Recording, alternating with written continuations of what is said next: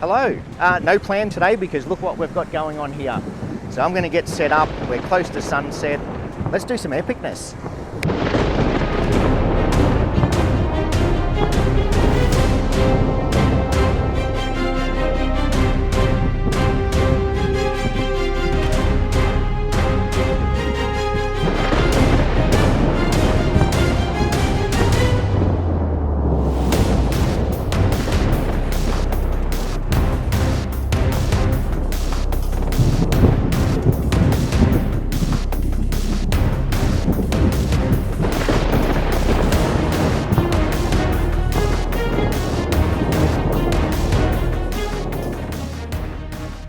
Okay, check it out. We got storms. This isn't exactly where I want to be, but the storms are heading out to the ocean.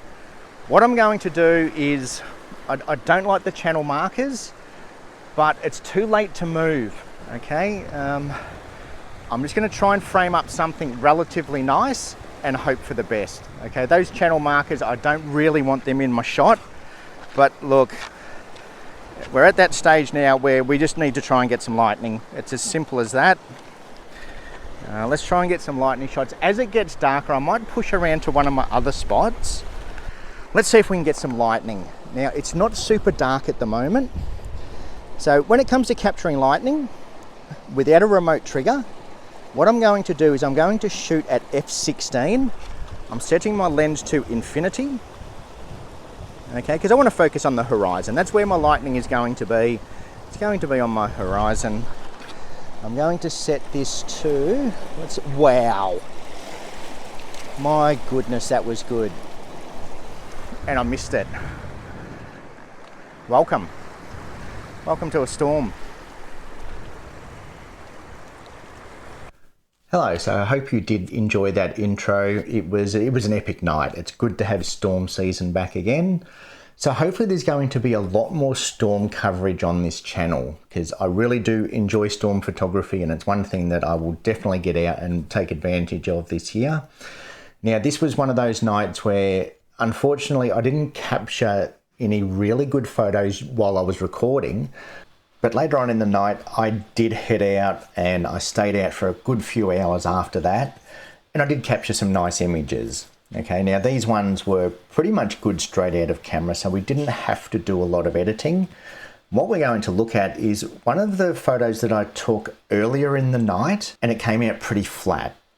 Okay, so we're going to overprocess straight out. We're going to overprocess it. And to give you some ideas of what you can do, especially with storms. Okay, if we have a look at the raw file at where it starts, it's very flat. Now, this was an epic night. There was lightning going off everywhere. I could see all the texture in the cloud, which is something that you're not going to see in a raw file.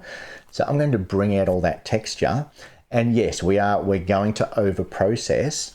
But stay until the end because what I'll do is I'm going to overprocess and then I'll show you a really good way of dialing our image back. Okay, I have this little trick where generally I'll do my first edit and I will over edit. I will overprocess just to see what we can pull out of the image.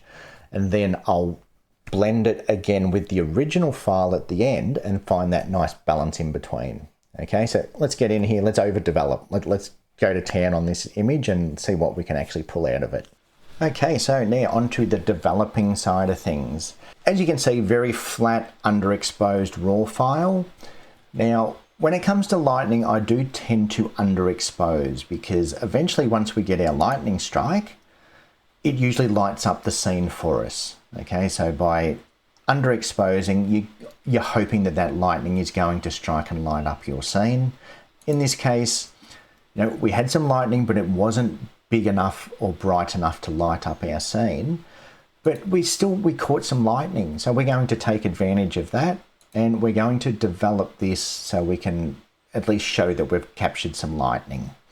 Now, what I'm going to do is I am going to overdevelop this image and I'm going to do it on the purpose of, number one, I'm going to show you some ideas of how to bring out some texture in the cloud and just give you some ideas on how to edit a stormy image just to get the most out of it as we possibly can. And then towards the end, I will dial it back. I'm going to show you this cool little trick that I tend to use where I'll overprocess and then I will dial it back to find that nice balance between overdone and underdone. When I'm planning something like this, the first thing I do is create a virtual copy. So if we just right click on our image, and then what we want to do is create a virtual copy. Okay, so now we essentially have two raw files. Okay, we have our original raw file, then we have a copy. So what I'm going to do is select both of them for starters, and we're just going to do a very basic edit just to get us started. First thing I'm going to do is change my profile to Adobe Landscape. I'm going to come down to my lens corrections, remove chromatic aberration, enable our lens profile. I'm going to bring my exposure up a little bit so I can kind of see where we're at. So probably just over one stop. Now this image here, very uninteresting to me. Foreground, boring, top of the sky, boring.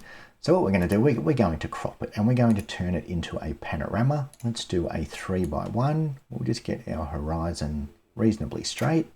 Okay, something like that.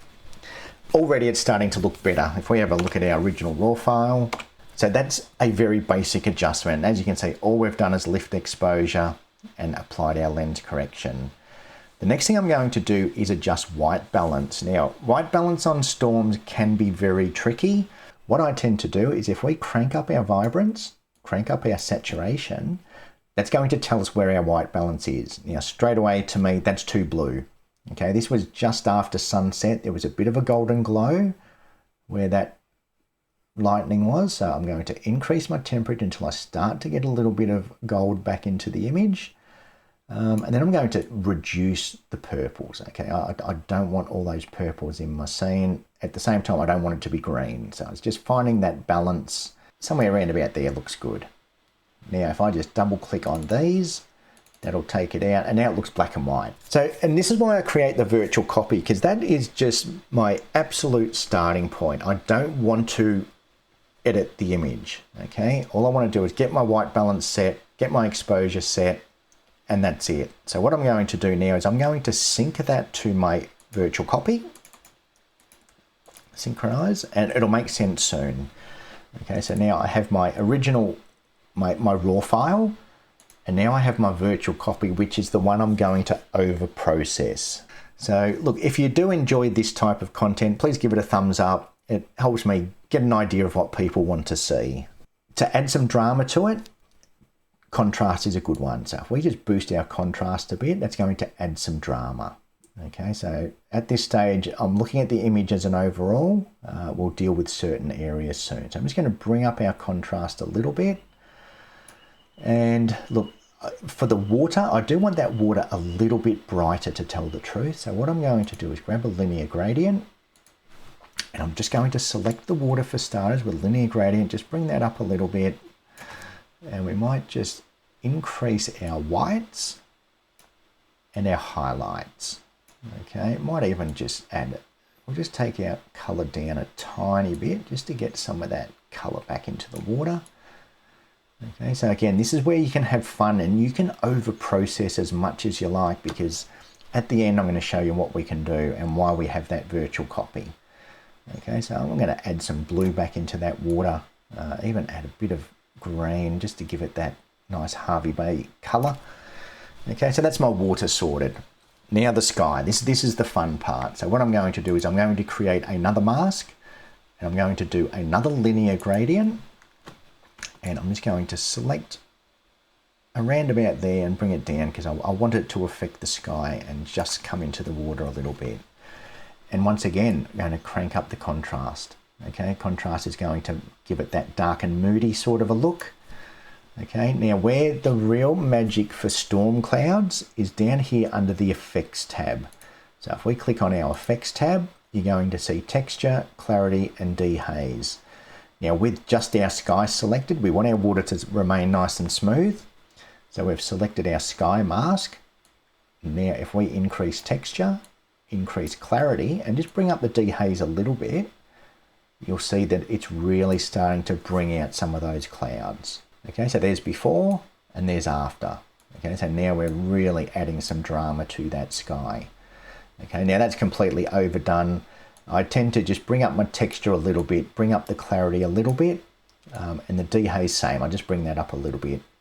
Okay, but in this case we're overdeveloping, and once again I'll sort of show you how we can dial it back at the end. Okay, so that's our sky sorted, that's our water sorted. Now I'm going back to my water because that is too overdone. I don't want to overdo it quite that much. So let's just take that back a little bit. Okay, now what I'm going to do is start to bring in some color. Okay, now this was just after sunset, there was a golden glow. So I'm going to create another mask. I'm going to grab a radial gradient, and I'm just going to put that roughly over the horizon where the orange was. Okay, so this is where the sun was setting, right in the middle. So I'm going to increase our temperature, just add some golden glow back into the image. So somewhere around about there. Maybe increase the magenta just a bit, just to give it a bit more of a golden glow. Okay, so somewhere around about there is looking good.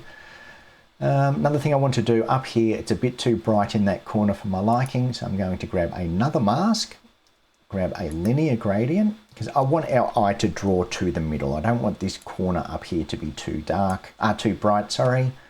So I'm going to bring down the exposure over there a little bit, maybe increase the contrast. Okay, so now down here, this water does look a little bit too bright, so I might do another mask, and let's grab another linear gradient. Okay, and we'll just select where that water is there, bring that down a little bit as well. Okay, we want our eye to go towards the lightning. So that's starting to look better. Now, another thing to note, when you increase texture and clarity, so especially in that sky mask, where we've increased our texture and clarity, it will generally increase noise. So if you've shot at a high ISO, you're going to find texture and clarity will really increase noise. Turn that slider up and that will reduce the noise. So we're adding some noise reduction just to the sky. Okay, now I've done my basic adjustments. Let's just go to our before and after. Okay, so that's starting to look a little bit better. Okay, we're starting to get some texture in the cloud. Now we can go even further. Now we've done our local adjustments. If we come back and we're going to do some more global ones. So what I'm going to do is bring my highlights down. It's going to lift our shadows a little bit just to get some brightness back into there. Now when it comes to lightning, I do like to lift my whites. I'm going to lift my whites until the lightning starts to blow out. Okay, and have a look at the difference that makes. Because what we're doing is we're really emphasizing the lightning. Okay, the last thing you want to do is bring your whites down, because then the lightning is going to flatten out and look just dull. So bring your whites up, get that lightning till it's borderline blowing out, and have a look at the difference that makes. So again, before, after. Now we've got lightning. And blacks, we can kind of leave that where it is. Personal preference, you might want to make it very dark and moody. Personally, I just want it to be out there. Okay, so now we've got our over-processed image. Another good one is, especially these days, the denoise, the AI denoise does do a good job. So I will apply it in this case. Okay, so now we've applied our denoise, and look, the AI denoise, it does a good job at reducing noise, especially when you start to crank up those textures and clarities. And that's it, okay? That's our over-processed, our over-developed image. And if we have a look at our original raw file, it's a definite improvement, okay? But what we want to do now is we want to make it look a little bit more realistic. Rather than going through and resetting everything, because then you're going to lose your crop, you're going to lose your lens correction. That's why we've made a copy. So now we've got basically our raw file which has just got our exposure increased, and now we've got our overdeveloped. What we're going to do is we're going to take these into Photoshop. So if I just hold the Control or the Command key, select both of them, right click, edit in, open as layers in Photoshop. Okay, so now we have them both open in Photoshop. There's essentially our raw file, and there's our over-edited, our over-processed. So now that you can see them side by side, you can see exactly how far we've gone. Okay, definitely over-processed. But what we can do now, if we just come over to our opacity, click this little drop down, what we can do is we can start to blend in that over processed and find a nice balance in between completely overdone and completely underdone. Okay, so 50% is a bit of both. Okay, so that's a really good way of, especially when you're learning to edit, create a virtual copy, do a very basic edit on one of your images and then overdo your other image. Just go to town on it, do whatever you want to it, bring them both into Photoshop, and then just by using that opacity slider, we can find that nice balance in between. That's it for this video. Hopefully next time you see me, I will be live. I am planning another live stream very soon. So thank you again for watching, and I will see you soon. Hello again. Check it out, we've finally got some storm clouds. I don't know if we're going to get lightning. Okay, we have lightning. I'm excited. Hopefully I get some lightning in the background. I'm going to move, look there, oh, I've got the GoPro set up over here too, so hopefully the GoPro just captured that lightning. I really want these waves to come in because I want to get out of here very quickly. Okay, here comes a good wave now. Hopefully this one will do it, but it's not going to. And it's just not happening. I'm going to get one more shot. I'll try one more. That's not going to make it either. I'll give this one more try. This one might do it. Okay, here comes a wave now. This is going to be the last one. All right, we've got to go. All of this is starting to fill in. Now, before I move to my next spot,